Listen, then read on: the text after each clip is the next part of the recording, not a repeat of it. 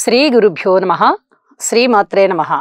మా భక్తి టీవీని ప్రోత్సహిస్తున్నటువంటి మా ప్రేక్షకులందరికీ ధన్యవాదాలు తెలియజేస్తూ 29 డిసెంబర్ 2024 నుంచి 4 జనవరి 2025వ సంవత్సరం నూతన సంవత్సరంలోకి అడుగు పెట్టేశాము. వార ఫలాల్లో కూడా మనకి మధ్య రోజు కొత్త సంవత్సరం ఆరంభమవుతూ ఉన్నది. నూతన సంవత్సర శుభాకాంక్షలు కూడా తెలియజేస్తూ ఈ వారం రాశి ఫలితాలు తెలియజెప్పుకుందాము. గ్రహ సమ్మేళనాలు ఎలా ఉన్నాయి, గ్రహాల దృష్టులు ఎలా ఉన్నాయి, గ్రహాల స్థితులు ఎలా ఉన్నాయి ఇప్పుడు తెలియచెప్పుకుందాం. వృషభంలో వక్రించిన గురువుగారు, అలాగే కర్కాటకంలో వక్రించిన నీచలో ఉన్న కుజుడు, కన్య రాశిలో కేతువు, వృశ్చిక రాశిలో చంద్రబుధులు, చంద్రుడు నీచలో ఉన్నారు, రవి గారు ధనస్సు రాశిలో ఉన్నారు, అలాగే శుక్ర శనులు ఇద్దరు కుంభరాశిలో ఉంటూ ఉండగా రాహు మీనరాశిలో ఉన్నారు. ఇవి వార ప్రారంభంలో గ్రహస్థితులు అవుతూ ఉండగా వారాంతానికి వెళ్ళేటప్పటికి చంద్రుని యొక్క స్థితి కుంభరాశిలోకి వచ్చి ఉన్నది, అలాగే బుధుని యొక్క స్థితి ధనస్సు రాశిలోకి వచ్చినది, చంద్రుని యొక్క స్థితి మారి ఉన్నది అని చెప్పి ఉన్నాను. ఇక గ్రహ సమ్మేళనాల యొక్క ఫలితాలు ఏమిటి అంటే, శని శుక్రులు ఇద్దరూ కూడా కుంభరాశిలో ఉన్నారు. ఇది వైవాహిక జీవితంలో చిన్నపాటి ఇబ్బందిని కలగజేస్తూ ఉంటుంది, అలాగే మిత్రత్వాన్ని కూడా దెబ్బతీసే విధంగా ఉంటుంది. కొంచెం జాగ్రత్తగా ఉండవలసినటువంటి గ్రహస్థితి ఇది. అలాగే నీచలో ఉన్న చంద్రుడు బుధునితో కలిసి ఉన్నారు. ముందరే వారిద్దరికి శత్రుత్వం, బుధునికి శత్రుత్వం, చంద్రునికి లేదు. అయితే ఇక్కడ చంద్రుడు పూర్తి బలహీనమైపోయి ఉన్నారు, బుధుడు వ్యతిరేకమైనటువంటి శత్రువర్గ రాశిలో ఉన్నారు. కాబట్టి ఇక్కడ చంద్రబుధులు ఇద్దరికీ కూడా బలం లేదు అనే చెప్పుకోవాలి. వారాంతంలోకి వెళ్ళేటప్పటికీ చంద్రుని యొక్క స్థితి కూడా కుంభరాశిలోకి వచ్చి ఉన్నది. అయితే చాలా టెన్షన్స్, ఒత్తిళ్లు ఎక్కువగా ఉండడం కానీ, అలాగే లలిత కళలలో కొన్ని రకాలైనటువంటి ప్రశంసలు పొందడం కానీ, ప్రదర్శనలు ఇచ్చి మెచ్చుకోలు తీసుకోవడం కానీ, ఇట్లాంటివన్నీ చాలా బాగుంటాయి అని చెప్పి తెలియచెప్పడం జరుగుతోంది. అలాగే రవి బుధుల యొక్క స్థితి బుధాదిత్య యోగాన్ని తెలియచెప్తూ వీరిద్దరూ ఎక్కడ ఉన్నా కూడా మంచి చేస్తూ ఉంటారు. ఇద్దరు కలిసే ఉన్నటువంటి యోగమే బుధాదిత్య యోగము.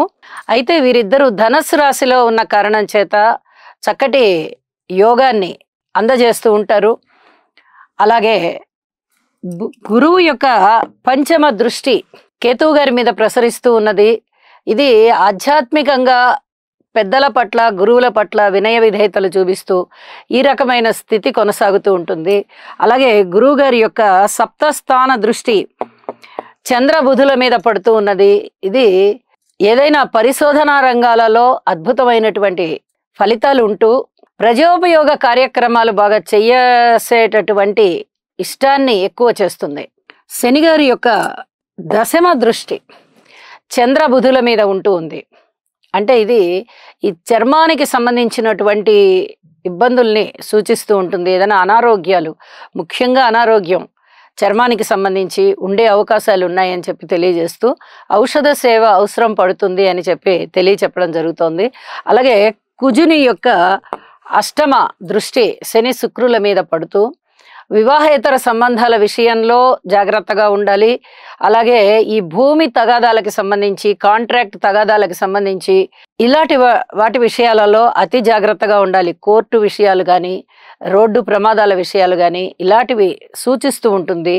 కాబట్టి తగినన్ని జాగ్రత్తలు తీసుకోవాలి. వీటన్నిటికీ ఉపశమనం ఏమిటి అంటే స్తోత్ర పారాయణాలు చేసుకోవడమే. ఏదైనా గ్రహం బాగలేదు అంటే ఖచ్చితంగా ఆ గ్రహానికి ఉపశమనం చేసుకుంటూ దానికి రిలేటెడ్గా ఉండేటటువంటి విష్ణు సహస్రనామ పారాయణ, లేదా లలిత సహస్రనామ పారాయణ, లేదా లక్ష్మీ నరసింహ కరావలంబ స్తోత్రము, ఇలాంటివి ఏవైనా స్తోత్ర పారాయణాలు చేసుకోవడం వల్ల చాలా చాలా ఉపయోగాలు ఉంటాయి అని చెప్పి తెలియజేస్తూ రాసుల్లోకి వెళ్దాము. కుంభరాశి. కుంభరాశి వారికి 4 గ్రహాల యొక్క అనుకూలము ఈ వారంలో స్పష్టంగా కనబడుతూ ఉన్నది. అయితే ఏలినాటి శని జరుగుతూ ఉన్నప్పుడు, శనిగారు రాశిలోనే ఉన్నప్పుడు, గురువుగారు అర్ధాష్టమంలో ఉన్నప్పుడు, రాహు గారి యొక్క స్థితి ద్వితీయ స్థానంలో అంతగా బాగలేనప్పుడు, అష్టమ స్థానంలో కేతువు గారి స్థితి ఉంటూ ఉన్నప్పుడు, అంటే ఇన్ని రకాల వ్యతిరేకతల మధ్య 4 గ్రహాల యొక్క ఉనికి బాగుంది అంటే అది మామూలు విషయం కాదు. అంటే ఇప్పటి వరకు వీరు చాలా కష్టాలని చూస్తూ ఉన్నారు, ఇప్పుడు కొంచెం పర్వాలేదు, మనకి కొంచెం ఊపిరి పీల్చుకోవడానికి అవకాశాలు వచ్చాయి అనే విధంగా పరిస్థితులు ఏర్పడబోతున్నాయి. ఇది చెప్పదగ్గ సూచన. లాభాలు కనిపిస్తున్నాయి, ఉద్యోగంలో ఉన్నతి కనిపిస్తోంది, ధన ఆదాయాలు చాలా చాలా బాగున్నాయి. ఇవన్నీ కూడా మీకు చాలా సంతృప్తిని ఇచ్చేటటువంటి అంశాలు.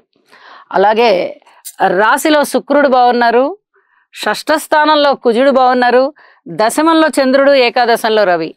రవిచంద్రులు ఇద్దరూ బాగున్నారంటే ప్రకృతి వీరికి అనుకూలంగా ఉంటుంది. అంటే వీరికి ఒక్కరికే అనుకూలంగా ఉంటుందా? ఎండాకాలం, వానాకాలం, శీతాకాలం ఇలా కాలాలు కదా ప్రకృతిని చెప్పుకుంటాం మనం.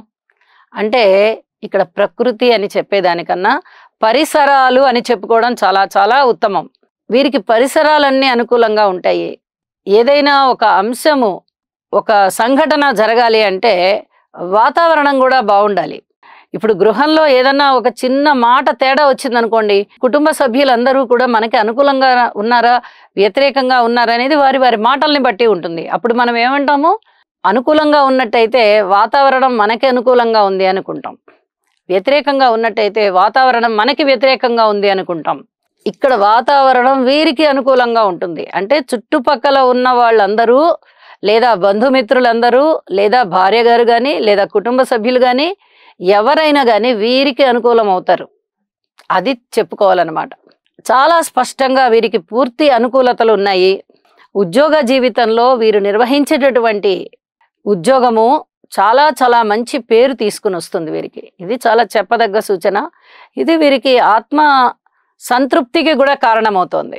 అంటే ధనముతో ముడిపడి ఉన్న అంశాలు బాగున్నాయి తప్ప మిగతా అంశాలు ఏవి కూడా అంతగా బాగలేని కారణం చేత నవగ్రహ శాంతి చేయించుకోవడం ఒక్కసారి చాలా చాలా మంచిది. అయితే ధనమూలమిదం జగత్ అన్నారు.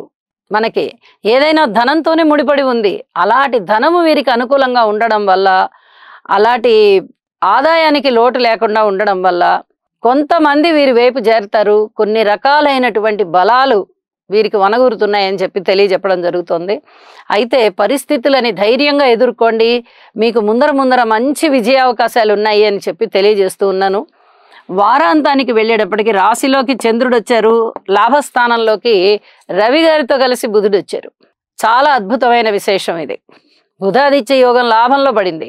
అంటే ప్రయాణాలు బాగుంటాయి, పిత్రార్జితాలు బాగుంటాయి, సంతానం బాగుంటారు, ఆరోగ్యరీత్యా బాగుంటుంది, బంధుమిత్రుల అభినందనలు ఉంటాయి, వస్తు లాభాలు ఉంటాయి, ముఖ్యంగా ఉద్యోగంలో ఉన్నతి ఉంటుంది, శుభకార్యాలలో పాల్గొంటారు, విందు వినోద కాలక్షేపాలు చేస్తారు.